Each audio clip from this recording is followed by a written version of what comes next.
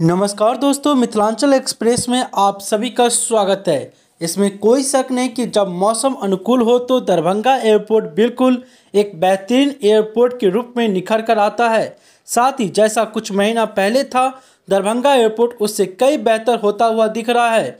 लेकिन अभी भी कई सवाल बने हुए दरभंगा एयरपोर्ट के लिए, क्योंकि जिस एयरपोर्ट के रूप में तैयार हुआ था और जिस उम्मीद से अभी वह उम्मीद पर वापस आने में समय लगेगा। शुरुआत हुई थी 8 नवंबर 2020 को। उसके बाद से धीरे धीरे दरभंगा एयरपोर्ट अपना कदम बढ़ाते चला और चलते चलते 16 फ्लाइट रोज का आना जाना हो गया। भारत के विभिन्न राज्यों से इसे जोड़ा गया, दिल्ली, मुंबई, कोलकाता, बेंगलुरु।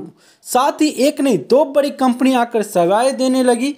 लेकिन अभी भी जो सवाल बनी हुई है वह है 16 फ्लाइट का आवागमन और प्रस्थान मिलाकर है तो सिर्फ 10 से 12 फ्लाइट उड़ान भर पाती है और यात्रियों की संख्या भी 1200 से 2000 के बीच में ही रहती है।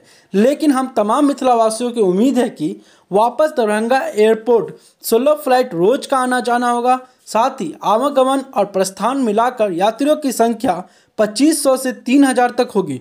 तो दोस्तों, देखने वाली बात होगी दरभंगा एयरपोर्ट वापस कब तक पटरी पर आती है और विभिन्न जगह से अपनी सेवा शुरू कर पाती है। तब तक के लिए आप हमारे चैनल के साथ बने रहे। हम आप तक लेकर आते हैं दरभंगा और दरभंगा एयरपोर्ट से जुड़ी तमाम खबरें।